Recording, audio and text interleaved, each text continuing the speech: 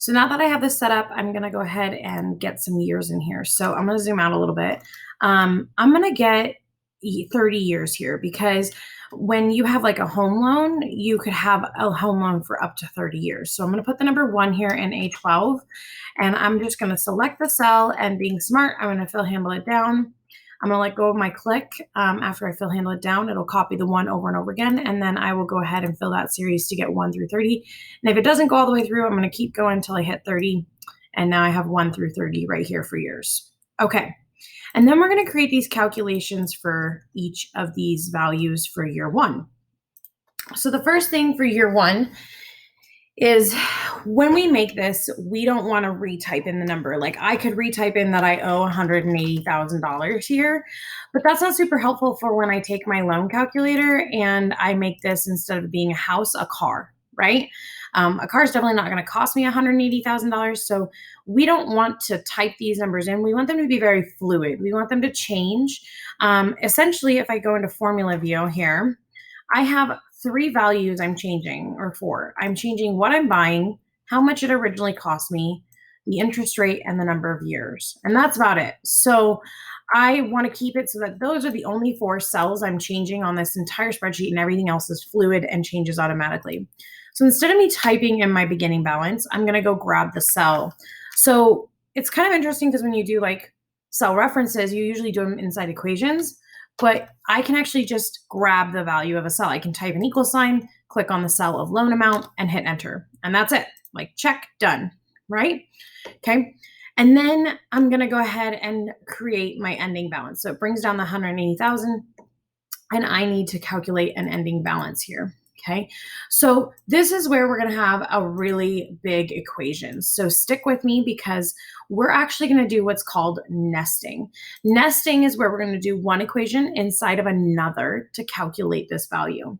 So what we're going to do is and first we're going to create just the base equation, and then we'll come back and we'll nest it later. So we need to use a present value function here. A present value function is going to tell me, like, if I pay it off this much, here's how much I'm going to have left over. So we're going to go ahead and go into our formulas, and I want you to see if you can find your present value function real quick. The present value function is a financial function, and if I go through here, it's called PV, present value. I can also search for it, right? I could go to insert function, and I can type in present value and see what pops up. And you'll see that if I scroll down, PV will pop up. So I want the PV function. It returns the present value of an investment, the total amount that a series of future payments is worth now. So like, how much do I have after I've made all these payments that I have valued? So in here, for my present value function, the first thing it wants is the rate. Then it wants the emperor, and then it wants the payment. Hey, this looks really, really familiar, kind of like a payment function, right? Okay, so we're going to go ahead and do a lot of the same things that we do for our rate and our emperor, like we did for our payment function last time. So your rate is your interest rate, right? So I'm going to go up and I'm going to grab my interest rate. And this is over the course of a year. All right. How often am I paying it though? I'm paying it monthly. So see down here, it says if you're going to be doing it, it's got to be per period. So every time you pay. So I have to divide this by 12. All right. My emperor is total number of payments over an investment. So I'm going to take my number of years. I pay it monthly. So I'm going to multiply that by 12. And then my payment is the payment made each period and cannot change over the life of the investment. Okay, so I make a monthly payment every month, and that is right here. Perfect. Okay, so I'm going to go ahead and hit OK, and you'll see that it'll say I have 180,000 left over. Okay, that doesn't really make sense. Supposed to owe 180,000 at the beginning, and I'm supposed to have less at the end, right? Like I'm supposed to have paid some of it off. So let's see a couple things. So first of all, it's coming back as a negative number. I don't want it to be a negative number. I want it to be a positive number. We did that in our monthly payment here with our payment function. We made it, it was coming back as a negative number, and then we turned it into a positive. We did that by making one of the values negative. So that's the first thing I need to do. I'm going to go into here. I'm going to double click. I'm going to make my monthly payment negative. Okay, so I want you to think about this for a second. So we're calculating how much it is at the end of the year. Okay, so looking at this equation, The years is supposed to be what I'm currently at, like how many years are left.